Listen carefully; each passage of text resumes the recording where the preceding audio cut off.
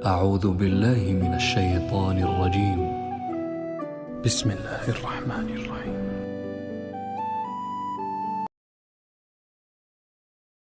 حضرت عیسیٰ علیہ السلام کے پاس ایک شخص آیا تو اس نے آ کے کہا میں نے آپ کے ساتھ رہنا ہے حضور، میں نے آپ کے ساتھ رہنا ہے۔ آپ فرمانے لگے دنیا دار بن کے رہو گے کہ دیندار؟ کہنے لگا جی میں دیندار بن کے رہوں گا۔ فرمانے لگے دنیا کی طلب نہ کرنا ورنہ میری صحبت میں نہیں رہ سکو۔ حضرت عیسیٰ علیہ السلام نے شادی نہیں کی، مکان ہی نہیں بنایا، ایک تکیہ، ایک پیالہ، ایک کمبل، جہاں رات ہوتی وہیں سو جاتے۔ ایک دن ایک شخص کو دیکھا کہ وہ ڈھلان بنی ہوئی تھی، پتھر کی پہاڑ، تھوڑی سی ڈھلان بنی ہوئی تھی تو نیچے لیٹا ہوا ہے۔ آپ نے کمبل بھی صدقہ کر دیا، کہنے لگے آج کے بعد جہاں ڈھلان بنے گی وہاں سو جائیں گے، کمبل کی ضرورت ہی کوئی نہیں۔ کچھ دنوں کے بعد ایک شخص کو دیکھا کہ وہ اپنے ہاتھ کا تکیہ بنا کے سویا ہوا ہے، تکیہ بھی خیرات کر دیا، کہنے لگے اس کے بغیر بھی گزارا ہو سکتا ہے۔ کچھ دنوں کے بعد دیکھا کہ ایک آدمی چلو میں پانی پی رہا ہے، پیالہ بھی اللہ کے راستے میں دے دیا، کہنے لگے چل جائے گا کام اس کے بغیر۔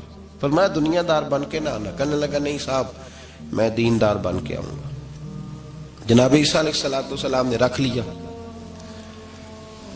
آپ پہلے دن ہی کہنے لگے چل آجا روٹی کھا لیں۔ 3 روٹیاں منگائیں، اس کو ساتھ بٹھایا، فرمانے لگے میں تو ایک کھاؤں گا، تو کتنی کھائے گا؟ کہنے لگا جی میں بھی ایک ہی کھاؤں گا۔ ایک روٹی اس نے کھا لی، ایک آپ نے کھا لی، تیسری روٹی چھوڑ کے جناب عیسیٰ علیہ السلام دریا کنارے وضو کرنے چلے گئے۔ واپس آئے تو روٹی کوئی نہیں تھی۔ اللہ کے نبی تھے، جان گئے۔ رب کریم کا بندہ بھی جان جاتا ہے۔ اقبال کہتے ہیں اولیاء کیا ہیں جواسیس القلوب، کہتے ہیں رب کے ولی کو ٹٹولا نہ کر، وہ تو دلوں کے حال بھی جانتا ہے۔ انہیں ٹٹولا نہ کر، غبار آلود سمجھ کر حقارت سے نہ دیکھ ان کو، انہی کی ٹھوکروں سے سلطنت بنتی بگڑتی ہے۔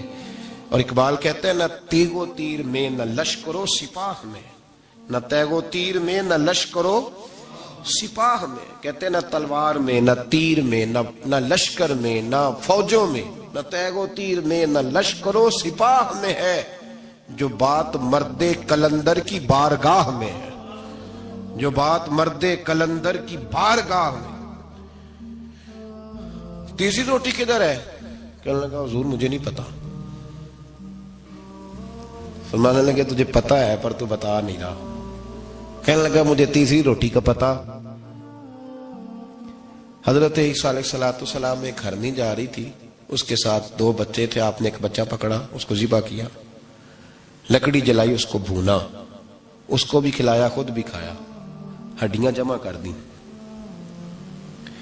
جب وہ ہڈیاں، اس پہلو کو ذرا سمجھیے گا، جب کھا بیٹھے ہڈیاں جمع، وہ ہرنی بھی کھڑی ہے، دوسرا بچہ بھی کھڑا ہے، ایک بچہ کا ذبح کر کے کھا لیا، دوسرا کھڑا ہے۔ جب پیٹ بھر لیے، وہ بھی ڈکار لینے لگا سامنے، تو حضرت عیسیٰ علیہ السلام ہڈیوں سے کہنے لگے چلو اٹھ جاؤ اللہ کے حکم سے۔ ہرنی کا بچہ پھر سے زندہ ہو گیا، وہ چلا گیا، ماں اس کو ساتھ لے کے روانہ۔ فرمانے لگے دیکھ اللہ نے مجھے معجزہ دیا ہے، ہم نے کھا بھی لیا ہے اور بچہ چلا بھی گیا ہے، ہمارے پیٹ میں ہے بھی، اور اب تو بتا دے روٹی کس نے کھائی ہے؟ کہنے لگا جی مجھے نہیں پتا، نہیں پتا مجھے۔ حضرت عیسیٰ علیہ السلام اس کو ساتھ لے کے بڑھے تو دریا کے اوپر، پانی کے اوپر پیدل چلنے لگے، دریا پار کر گئے۔ فرمانے لگے تو پانی پہ چلتا رہا ہے، سارا پانی کراس کر گیا ہے تو ڈوبا نہیں، اب بتا دے روٹی کس کے پاس ہے؟ کہنے لگا نہیں پتا، مجھے پتا۔ اللہ اکبر، وہ کیا خوب لفظ کہہ گئے سجادہ نشین حضرت پیر میر علی شاہ صاحب رحمت اللہ علیہ، بے قدرہ کچھ قدر نہ جاتی، کھیتی خوب تسلی ہو، اے دنیا دار پجاری زردے کتیاں دے گل ٹلی ہو۔ سارا دریا اتنا بڑا دیکھتے ہیں لوگ جو آتے ہیں نا درویشوں کے پاس، بڑے رنگ دیکھتے ہیں پر بدلتے نہیں، رنگ بڑے دیکھتے ہیں پر اپنے آپ کو تبدیل، وہ 5 فقیروں کسے نہیں مارے آئے ہوئی چور اندر دا ہو، دیکھتے بڑا کچھ ہے بدلتے نہیں۔ نہ بدلا، حضرت عیسیٰ کہنے لگے منوا کے میں بھی چھوڑوں گا، تو مانے گا۔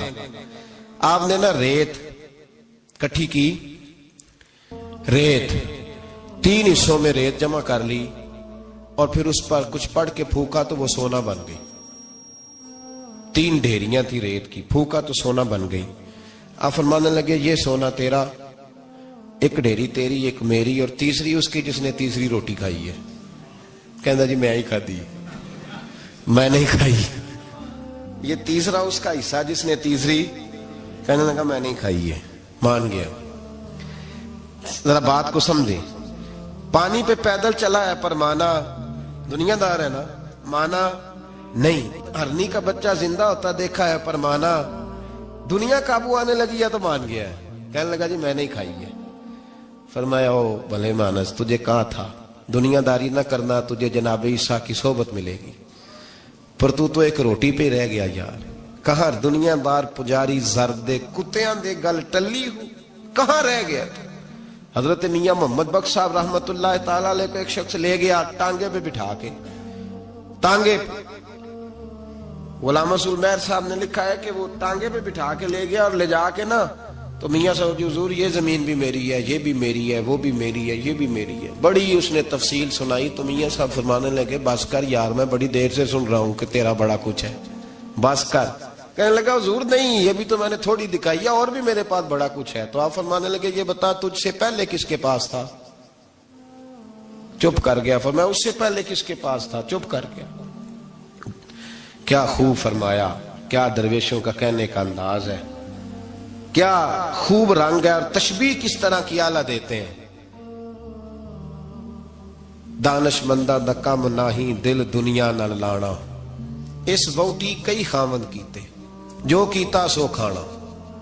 اس ووٹی کئی خامند کیتے, جو کیتا. یہ دکان میری ہے تو پہلے کس کی تھی, اس سے پہلے کس کی تھی. یہ گاڑی میری ہے تو اس سے پہلے کس کی تھی صاحب, یہ کسی نہ کسی کی تھی, اور تیرے بعد بھی کسی نہ کسی کی ہو جائے گی. اس ووٹی کئی خامند کیتے, جو کیتا سو. حضرت عیسیٰ کہنے لگے تو نے ایک پیغمبر کی صحبت ضائع کر دی صرف دنیا داری کے لیے. فرمانے لگے میں نے کیا کرنا ہے سونا, تو تینوں کے تینوں ڈیریاں تو ہی رکھ لے, تیری ہیں, پر تو نے زیادتی کی, تو نے قیمت نہیں ڈالی ہماری صحبت کی. آپ اٹھ کے چلے گئے. صحرا کا علاقہ تھا, وہ شخص وہیں بیٹھا تھا, ابھی سمیٹ ہی رہا تھا کہ 2 ڈاکو آ گئے, تلواریں پکڑی ہوئی ہیں. کہنے لگے چل دوڑ جا, سونا مارا ہے, تو کدھر سے آ گیا.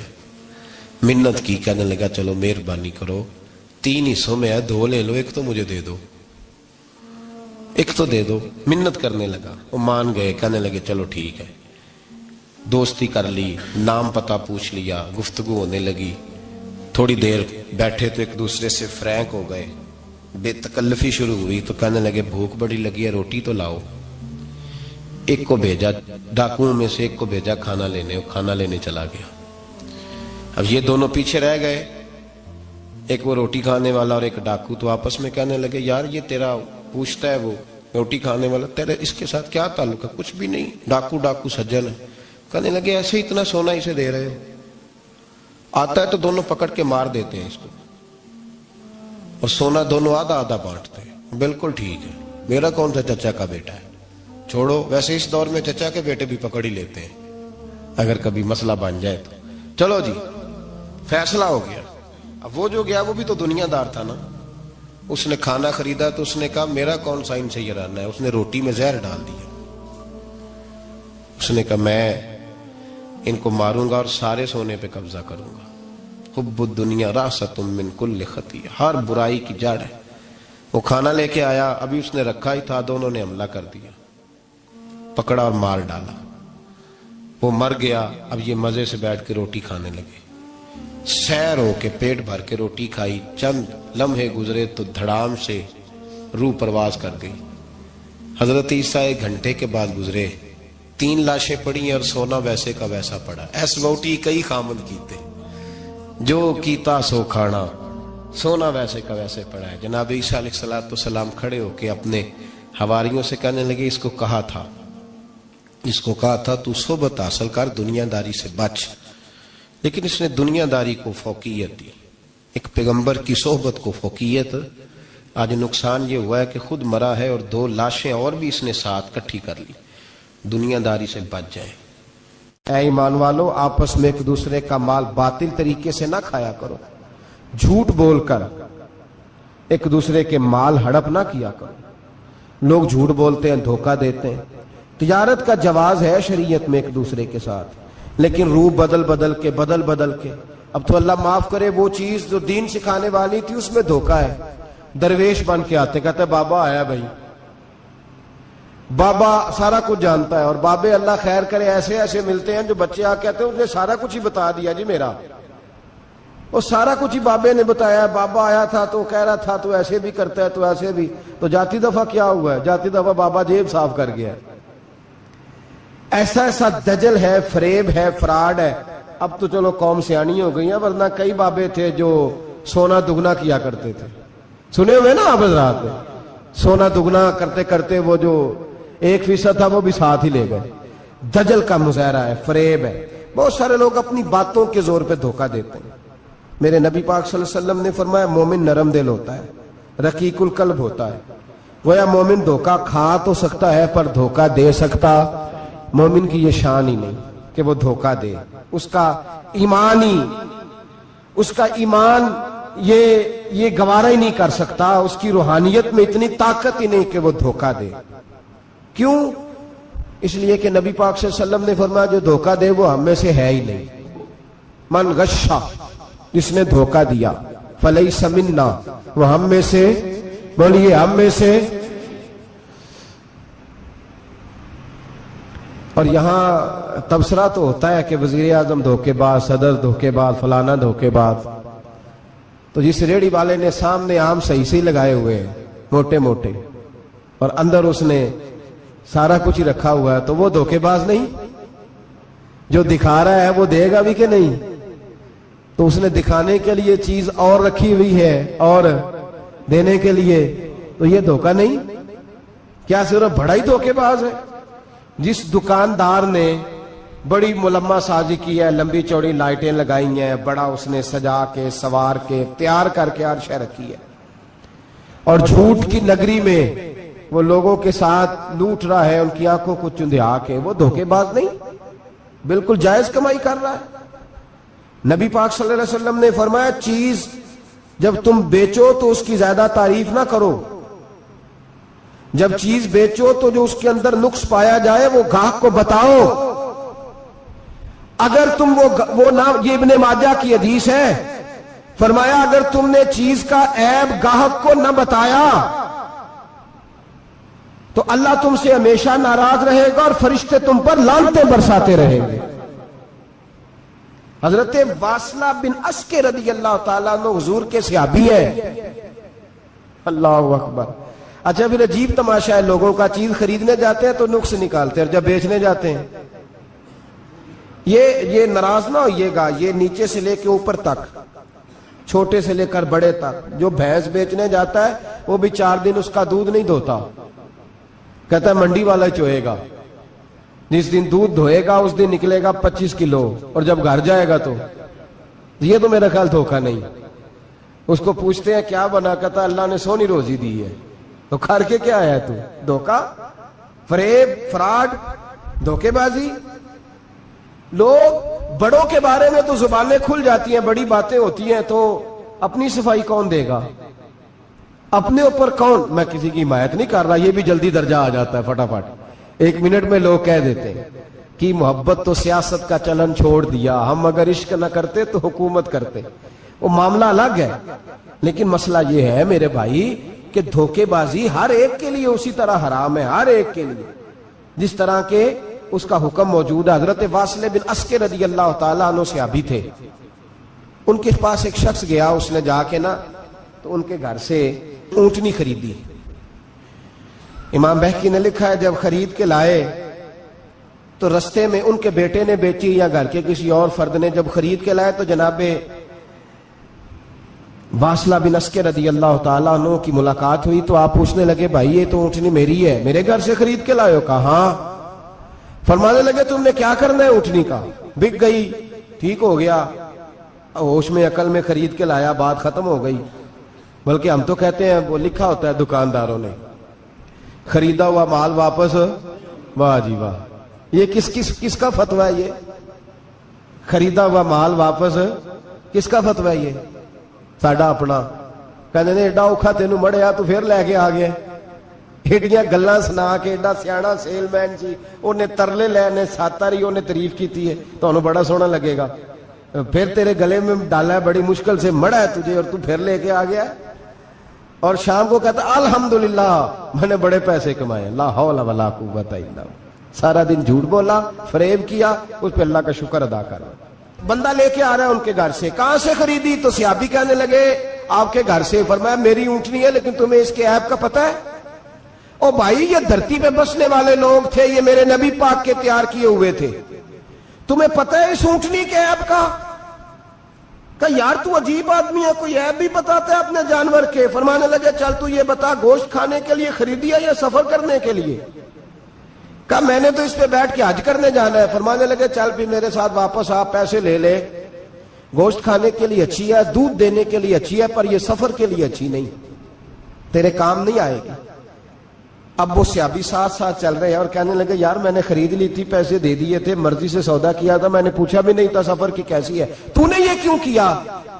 तो हजरत वासला रोने लगे, फरमाने लगे क्या करूं, मैं रसूलुल्लाह का गुलाम हूं, क्या करूं, नबी पाक का गुलाम। रोने लगे, फरमाने लगे मेरे मुस्तफा करीम अलैहिस्सलाम ने फरमाया फरिश्ते लानत करेंगे अगर तू ऐसी चीज बेच डालेगा। क्या करूं, नौकर उस घर का हूं, जिस घर की नौकरी मुझे धोखे की इजाजत, मैं उस घर का नौकर हूं, मुझे इजाजत नहीं देती, मुझे इजाजत। हम कहते हैं जी मेरा मालिक कहता है, तो अपने मालिक की छोड़, तू कौनैन के मालिक की मान, तू अपने मालिक की छोड़, तू अर्श के मालिक की मान, तू छोड़ दुनियादार मालिक की, उस मालिक की मान जिसने तुझे पैदा किया है, तुझे रिस्क देता है। दुनिया के मालिक की बात कर रहा है। मेरे नबी पाक सल्लल्लाहु ताला अलैहि वसल्लम बाहर निकले, रात को मदीने में ठंडी हवाएं चली हैं, रिमझिम बरखा बरसी है, मदीना सारा ठंडा कर गई है, पहले ही बड़ा ठंडा है, पर खुदा के करम से मदीने में और ठंडक हुई। हुजूर सवेरे निकले, बाजार में गए, गल्ले का ढेर पड़ा है, नबी पाक की नजर पड़ी, हुजूर पहुंचे तो गल्ले का ढेर है, सारा खुश्क है। महबूब ने फरमाया रात को बारिश हुई है, तेरे गल्ले में पड़ी नहीं, तेरी गंदम खुश्क रह गई, रात इतनी बारिश हुई। नबी पाक पर्दा पोश है कि नहीं? बोले सारे। मेरे आला हजरत फरमाते हैं कयामत में हमारे ऐब छुपेंगे तब जब मुस्तफा अपनी चादर में छुपाएंगे। वुसअतें दी है खुदा ने दामने महबूब को, ऐब खुलते जाएंगे और वो छुपाते जाएंगे। हुजूर पर्दा पोश है ना, लेकिन धोखेबाज की नबी पाक पर्दा पोशी नहीं करते, जो धोखा दे। अगरचे उस सहाबी के बारे में मुहद्दिसीन ने यह लिखा है कि वो धोखा नहीं देना चाह रहे थे, उनको अभी इस मसले का पता ही नहीं था, जब पता चला तो फिर दोबारा उन्होंने ये काम न किया। अल्लाह के हबीब सल्लल्लाहु अलैहि वसल्लम पहुंचे, फरमाया तेरे गले पे, तेरी गंदों पे बारिश ही नहीं हुई। हुजूर ने अपनी आस्तीन को चढ़ाया, बाजू ऊपर किया और हुजूर ने गले के अंदर हाथ डाला, अंदर से जाके हुजूर गीली गंदम उठा के बाहर लाए और नबी पाक सल्लल्लाहु अलैहि वसल्लम ने फरमाया ये क्या है? जब उनकी गर्दन झुकी तो मेरे मुस्तफा ने फरमाया सुनो, मन गश्शा फलैसा मिन्ना, जो धोखा दे मैं उसे अपनी उम्मत में शामिल नहीं करता। तो हम में से नहीं है जो धोखे दे, फरेब करे, मकर करे, दजल करे, फ्रॉड करे, बेईमानी करे, थोड़े से नफे के लिए, थोड़े से। अब तो लोग हंसते हैं, धोखे पे मुस्कुराया जाता है। ग्वाले से पूछा, दूध बेचने वाले से, और ये सिर्फ दूध बेचने वाले की बात नहीं, सबका ही रंग निराला है, सबका ही अंदाज निराला, सभी तारीफें कर रहे हैं अपने माल की, सारे तो वो गुजर गए लोग। इमाम आजम अबू हनीफा रहमतुल्लाह अलैह, जरा बादल होते थे तो कपड़े की दुकान थी, बंद कर देते थे दुकान, फरमाते थे गाहक को सही नजर नहीं आएगा तो कहीं ऐसी चीज ना खरीद के ले जाए जिसकी उसे पूरी खबर ना हो। वो गुजर गया जमाना, अब तो अल्लाह माफ करे, हालात इस कदर बिगड़ गए। दूध बेचने वाले से कहा जाता है साहब पानी बड़ा है दूध में, कहता है आजकल भैंसें पानी ज्यादा पीती हैं, गर्मी बड़ी सख्त है, मजाक उड़ाता है। एक चोरी, ऊपर से उसका इजहार, एलानिया। मैंने ऐसे लोग भी अपने कानों से सुने हैं जो गवाले से कह रहे हैं, दूध बेचने वाले से साहब और यार पानी डालना होता है तो साफ तो डाल लिया कर, तू गंदी नदी का पानी डाल के ले आता है। कहता ठीक है जनाब, आज के बाद शर्म नहीं आती ये बातें करते? खुदा की धरती पर खड़े होकर अल्लाह के कानून को चैलेंज करते हैं लोग, एलानिया गुनाह करते हैं, एलानिया सरेआम, कोई पूछने वाला नहीं, हया खत्म हो गई। دل سے یہ سوچ ختم ہو گیا کہ ہم کیا گفتگو کر رہے ہیں. بڑے بڑے رنگ ہیں, بڑے بڑے انداز ہیں لوگوں کے. حضرت ابو ہریرہ رضی اللہ تعالیٰ عنہ کھڑے تھے تو ایک آدمی دودھ میں پانی ملا رہا تھا. حضرت ابو ہریرہ کی چیخیں نکل گئیں, رو پڑے. لوگ کٹھے ہوئے کہنے لگے حضور آپ کو کیا ہوا؟ وہ پانی ملانے والا بھی آ گیا. حضور آپ کیوں رو رہے ہیں؟ فرمایا قیامت کے دن تجھے جو سزا ملے گی وہ سزا یاد کر کے میری آنکھوں میں آنسو آ گئے. تجھے جو سزا ملے گی میری آنکھوں میں آنسو آ گئے. حضور کیا سزا ملے گی؟ تو حضرت ابو ہریرہ رضی اللہ تعالیٰ عنہ فرماتے ہیں یہ دودھ رب تیرے سامنے رکھے گا اور تجھ سے اللہ فرمائے گا چل اس سے پانی علیحدہ کر, اللہ تجھے سزا دے گا. میں ایک شخص کی مثال دے رہا ہوں لیکن اس سے مراد صرف گوالہ نہیں, یہ بات بڑی دور تک جاتی ہے, بڑی دور تک جاتی ہے, بڑی دور تک. یہاں جس کے ہاں سے دودھ خریدا جاتا ہے وہ تو جب بھینس کا دودھ دھونے لگتا ہے تو پہلے ہی پانی رکھ لیتا ہے, اللہ ماشاءاللہ. یہ کئی گھروں سے نقص واقعہ ہو کے آتا ہے, ایک جگہ پہ نہیں ہے. یہ بڑی دور تک حالات بگڑے ہوئے. حضرت ابو ہریرہ فرمانے لگے رب کریم قیامت کے دن تجھ سے فرمائے گا چل علیحدہ کر, دودھ سے پانی بتا کر لے گا. کہنے لگا حضور ڈالا تو جا سکتا ہے, نکالا نہیں جا سکتا. فرمانے لگے پھر تیرا دوزخ سے نکلنا بھی مشکل ہے. تو دے بچوں کو کما کے کھلا, موج کر. اب تو یہاں تک تماشا لگ گیا ہے. میں ایک رپورٹ پڑھ رہا تھا کراچی میں ایسی بھی دکانیں پکڑی گورنمنٹ نے کہ جہاں دودھ کے اندر کیمیکل ملایا جاتا ہے گاڑھا کرنے کے لیے, اور اس کیمیکل نقصان یہ ہے اس کیمیکل کا کہ وہ کینسر کا باعث بن رہا ہے. 2 کلو دودھ کی خاطر قتل کر دیا ایک انسان کو, 200-400-500 کی خاطر مار دیا بیماری لگا کے, بچے یتیم کر دیے, عورتیں بیوہ کر دی, گھر اجاڑ دیے تھوڑے سے دھوکے کے لیے, اتنی سی دنیا داری اکٹھی کرنے کے لیے.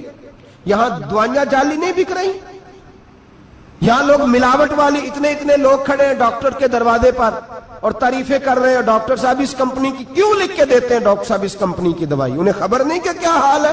موت بیچتے ہو پھر سمجھتے ہو جنت میں جاؤ گے. ام حسبتم ان تدخلوا الجنہ, اتنا آسان سمجھ لیا لوگوں نے. میرے رسول پاک صلی اللہ علیہ وسلم نے فرمایا جس کا دوست, جس کا بھائی, جس کا پڑوسی اس کے بوائق سے محفوظ نہ ہو وہ آدمی جنت میں نہیں جائے گا. صحابہ نے کہا حضور یہ بوائق کیا ہے؟ فرمایا ظلم اور دھوکہ. اس نے پڑوسی کو بھی دھوکہ دینے سے وہ باز نہیں رہا. لوگ شکوہ کرتے ہیں, کہتے ہیں لوگ دنیا ساری دھوکے باز ہو گئی ہے, لوگ سارے. کسی نے ملا رومی سے کہا تھا حضور سارے لوگ ہی دھوکے باز ہیں. فرمایا تو اپنا تجربہ کرنا, تجھے اس لیے سارے دھوکے باز ملتے ہیں کہ تیرے اپنے اندر بڑا دھوکہ ہے.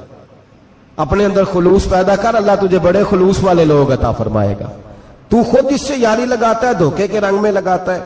تیری ہر دوستی اس لیے کہ تو نفع کتنا لے سکتا ہے. میرے مصطفیٰ کریم سید عالم صلی اللہ علیہ وسلم نے اپنی امت کو منع فرمایا, فرمایا خبردار تمہارا رنگ ایک ہونا چاہیے, تمہارا روپ. میری باتوں کی سمجھ آ رہی ہے آپ کو؟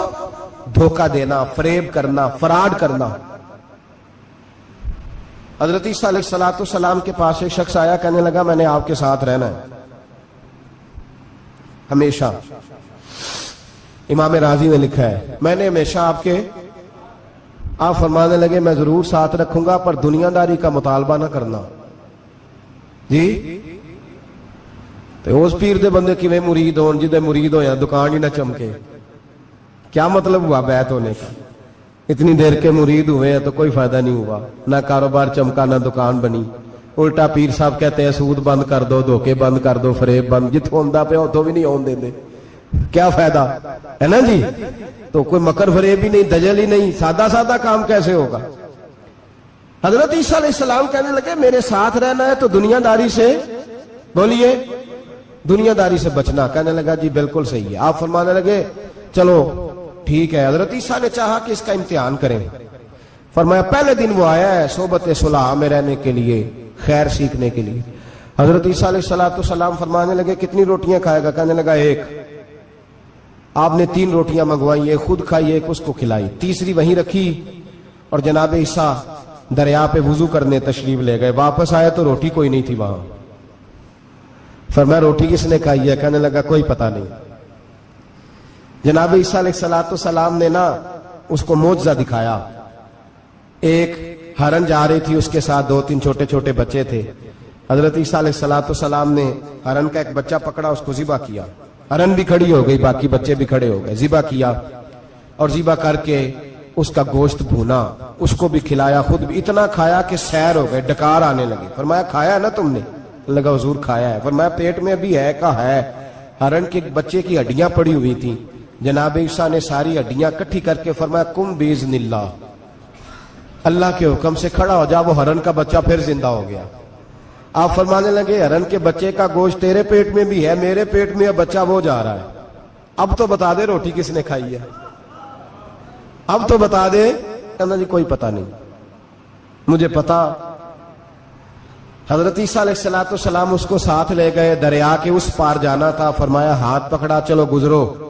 دریا میں پیر رکھا، اس کا بھی اپنا بھی. کہنے لگا جی ڈوب جاؤں گا. فرمایا تو میرے ساتھ ہے، تجھے معجزہ دکھانا ہے، اللہ کی قدرت دکھانی ہے. پیر رکھا دریا میں، پیدل چلتے ہوئے دوسرے کنارے چلے گئے. کوئی ڈوبا نہیں، پیر بھیگا نہیں. فرمایا اتنی بڑی تو نے معجزہ دیکھا، اب تو بتا دے روٹی کس نے کھائی ہے. کہنے لگا جی پتا، مجھے خبر. اللہ کے سامنے سارا ہی پتا ہوتا ہے، پتا نہیں مجھے. بولے بن جاتے ہیں نا منٹ میں. حضرت عیسیٰ کہنے لگے میں اللہ کا پیغمبر ہوں، مجھے منوانا آتا ہے. دریا کے اس پار گئے تو ریت تھی، صحرا کا علاقہ تھا. جناب عیسیٰ نے ریت کٹھی کی، چھوٹی چھوٹی ڈھیریاں لگائیں. 3 ڈھیر ریت کے لگ گئے. 3 ڈھیر. جب 3 ڈھیر لگ گئے تو جناب عیسیٰ علیہ السلام نے پھونک ماری، وہ ساری کی ساری ریت سونا بن گئی. حضرت عیسیٰ علیہ السلام کہنے لگے یہ 3 حصے ہیں سونے کے، ایک حصہ میرا ہے، ایک تیرا ہے، اور تیسرا اس کا جس نے تیسری روٹی کھائی ہے. کہنے لگا جی میں نے ہی کھائی ہے. تیسرا حصہ اس کا جس نے تیسری روٹی کھائی. کہنے لگا جی روٹی. فوراً مان گیا. بے قدرہ کچھ قدر نہ جاتی، کیتی خوب تسلی ہو، اے دنیا دار پجاری زردے کتیاں دے گل ٹلی ہو. میں نے ہی کھائی ہے. وہ میاں صاحب کمال کر گئے. اور ایک شخص لے گیا میاں محمد بخش علیہ رحمہ کو تانگے پہ بٹھا کے. کہنے لگا یہ پہلی بھی میری، وہ بھی میری، وہ باغ بھی میرا، یہ میرے چاچے کی، وہ میرے تائے کی، یہ میرے دادے کی. بڑے مالدار ہیں. آپ فرمانے لگے چل چھوڑ کوئی اور بات بھی کر.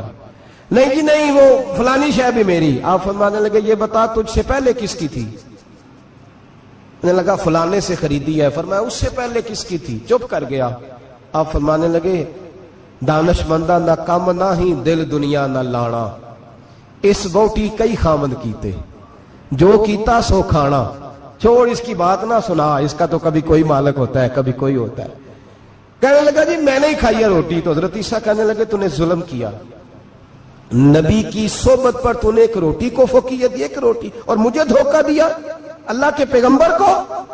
فرمایا جا میں نے مال کا کیا کرنا ہے، سارا ہی سونا تیرا ہے، 3 ڈھیریاں تو ہی رکھ لے. حضرت عیسیٰ کہہ کے گزرے تو پیچھے سے ڈاکو آ گئے، تلواریں ہاتھ میں 2 ڈاکو، سونا پڑا ہوا دیکھا. کہنے لگے تیرا ہے؟ کہا میرا ہے. کہنے اٹھ دوڑ جا تجھے قتل کر دیں گے. منت کرنے لگا. کہنے لگا یار اس طرح کرو نا، بانٹ کے کھاتے ہیں، بانٹ کے کھا لیتے ہیں. بات طے ہو گئی، ایک ایک ڈھیری کے مالک ہو گئے. اب وہ بات چیت ہونے لگی، نام پتہ واقفیت ہو گئی، تعارف ہو گیا. اب وہ جو 2 ڈاکو تھے ان کو وہ شخص کہنے لگا بھوک لگی ہے یار کو روٹی کھاؤ، کچھ پیسے دے کے ایک کو بھیجا. وہ جو 2 ڈاکو تھے ان میں سے جو کمزور تھا اس کو بھیجا کہ جاؤ کھانا لے کے آؤ. وہ کھانا لینے گیا تو پیچھے سے کہنے لگا تیرا رشتہ دار ہے؟ کہا نہیں. کوئی تعلق؟ کہنے لگا کوئی نہیں. آدھا حصہ کیوں دیتے ہو؟ کہنے لگے کمزور سا بندہ ہے، روٹی شوٹی لا دیتا ہے، میرے کام شام کرتا ہے، تو میں اس کو آدھا. اس نے کہا دفع کرو، چھوٹے چھوٹے کام کرتا ہے تم آدھا حصہ دیتے ہو، آتا ہے تو پکڑ کے قتل کر دیتے ہیں، سونا آدھا آدھا بانٹیں گے. ٹھیک ہو گیا جی. وہ جو روٹی لینے گیا تھا وہ بھی کہنے لگا مجھے تو نوکر سمجھا ہوا ہے نا، کھانے میں لاؤں، پانی میں لاؤں، بستر میں بچھاؤں. آج اتنا سونا ہاتھ آیا، بڑا ڈاکہ لگا، ان کو قتل کرتا ہوں نا دونوں کو، تو سونا میں قبضے میں کرتا ہوں. اس نے بھی دھوکہ دینے کا ارادہ کیا، کھانے میں زہر ملایا. امام راضی فرماتے ہیں وہ زہر ملا، کھانا لے کے پہنچا، روٹی رکھی تھی. ان دونوں نے یک بارگی حملہ کیا، اسے قتل کر دیا. قتل کر کے لاش دریا میں پھینکی، مست ہو کے کھانے لگے. جب سیر ہوئے تو پھر پیٹ کٹنے لگا، انتڑیاں ٹوٹنے لگیں، ناک منہ کان ہر چیز سے خون نکلنے لگا. چیخے مارتے کوئی سارا سونا لے لے ہمیں بچا لے، سارا کچھ لے لے جان بخش دے، رونے لگے تڑپنے لگے، لیکن اب کوئی بچانے نہیں آیا، کوئی داد رسی کو نہ آیا۔ تینوں لاشیں ایک دریا میں، دوسری وہاں، مر گئے، مردہ ہو گئے۔ حضرت عیسیٰ علیہ السلام چند گھنٹوں کے بعد گزرے تو لوگوں نے کہا حضور یہ کیا ہے؟ فرمایا دنیا داری کا انجام، لالچ کا انجام، دھوکے کا انجام، فریب کا انجام۔ او بھائی بیماری لگ گئی سیٹھ صاحب کو، مالدار صاحب کو، چودھری صاحب بیمار ہو گئے، کروڑوں روپیہ پڑا ہے تجوری میں، لیکن شفا کبھی خریدی نہیں جا سکتی، صحت کسی دکان سے ملتی نہیں، دھوکے سے اکٹھا کیا ہوا مال وہ پڑا ہے سامنے، لیکن اس کے منہ سے چند نوالے نہیں اتر رہے۔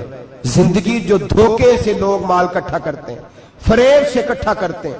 مولا رومی نے ایک چاتر عورت کی بات لکھی ہے، کہتے ہیں بڑی تیز تھی، رونا بھی آتا تھا، ہنسنا بھی آتا تھا، اسے مسکرانا بھی آتا تھا اور افسردہ رہنا بھی آتا تھا، سارے رنگ۔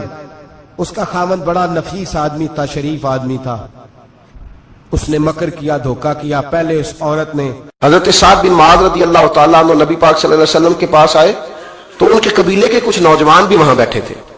حضرت سعد بن معاذ ان میں سے بوڑھے تھے، بزرگ تھے، اور جب وہ آئے تو وہ نوجوان بیٹھے رہے۔ نبی کریم صلی اللہ تعالیٰ علیہ وآلہ وسلم نے پہلے ان نوجوانوں کو دیکھا، جناب ساتھ کچھ دیر رہے اور چلے گئے تو اللہ کے رسول علیہ السلام نے فرمایا تمہارے قبیلے کا بڑا تھا، تم نے اٹھ کے استقبال ہی نہیں کیا، تم نے توجہ ہی نہیں کی، تم نے اعزاز ہی نہیں دیا، تم نے یہ خیال نہیں کیا کہ ایک بڑا آیا ہے، تم نے اس کو تکلیف دی۔ اعزاز، اکرام، بھائی کیا حرج ہوتا ہے تھوڑا سا اگر کسی بزرگ کو جگہ آگے دے دی جائے؟ اس میں کیا فرق پڑتا ہے کہ اگر آپ کسی لائن میں لگے ہوئے ہیں تو کسی بوڑھے کو کہیں کہ جناب بابا جی آپ آ جائیں۔ اور میرے بھائی کون سا وجود کا کوئی حصہ ٹوٹ جاتا ہے اگر کسی ضعیف کو، کسی بوڑھے کو یہ کہا جائے کہ آپ لائن سے نکل جائیں اور یہ بل مجھے دے دے میں جمع کرا دیتا ہوں؟ کیا تکلیف ہوتی؟ ہمارے ہاں تو بوڑھوں کی چارپائیاں گھر میں علیحدہ رہتی ہیں، الگ رہتی۔ بیٹا اے سی والے کمرے سے نکلتا ہے اور وضاحت دیتا ہے ہر آنے جانے والوں کو کہ ابا جی کی ہڈیاں درد کرتی ہیں لہذا وہ اے سی والے کمرے میں رہنا پسند نہیں کرتے۔ تو میں تو کہتا ہوں کہ یہ وضاحت آپ کو کیوں دینی پڑی؟ یہ بات تو ابا جی کو کرنی چاہیے تھی۔ یہ وضاحت جو آپ نے دی ہے یہ تو ابا جی کو دینے والی وضاحت تھی، آپ نے کیوں دی؟ ابا جی کے لیے اس طرح کا کمرہ ہے گھر میں جس طرح کا سٹور ہوتا ہے نا پرانے کپڑے رکھنے والا، وہ کمرہ ہے۔ حدیث سنانے لگا ہوں، اللہ کرے آپ کو یاد رہ جائے، اللہ کرے آپ کو یاد رہے۔ مشکات کی حدیث ہے، بڑے خوبصورت لفظ ہیں۔ میرے نبی کریم علیہ الصلوۃ والسلام نے فرمایا رب جو تمہیں روزی دیتا ہے نا یہ تمہارے ضعیفوں کی برکت سے دیتا ہے۔ وہ جو 90 سال کی اماں گھر میں ضعیف پڑی ہے نا اسے سکریب کا مال نہ سمجھنا، تیرے اوپر جو خدا کا کرم برس رہا ہے تو اس بوڑھی کی وجہ سے برس رہا ہے، اس بوڑھی کی وجہ سے برس رہا ہے۔ اور نبی کریم علیہ الصلوۃ والسلام نے ارشاد فرمایا سن اور یاد رکھ، فرمایا رب تم سے ناراض ہوتا ہے، وہ بارشیں روکنا چاہتا ہے، تمہیں قحط میں مبتلا کرنا چاہتا ہے، لیکن تمہارے ضعیفوں کے سبب تمہیں بارشیں عطا کر دیتا ہے، تمہارے کمزوروں کے۔ اس کمزور سے کوئی بیمار بھی مراد لیا جا سکتا ہے، عورت اور بچی بھی مراد لی جا سکتی ہے، بوڑھے لوگ بھی مراد لیے ہیں شارحین حدیث نے۔ ان کے سبب سے اللہ تم پر بارشیں برساتا ہے۔ تو جو تیرے لیے ذریعہ بخشش ہے، جو تیرے گھر میں رزق آنے کا سبب ہے، ان کی باتیں تو لگتی ہیں بری، ان کو تو حکا دے کونے میں بٹھا دیا ہے۔ اور اگر کبھی دل کرے تو تعارف کراتے ہیں آنے والے مہمانوں سے کہ یہ ابا جی ہیں، اس سے زیادہ کوئی ان کا گھر میں کردار نظر نہیں آتا۔ یہ ظلم ہے، یہ زیادتی ہے۔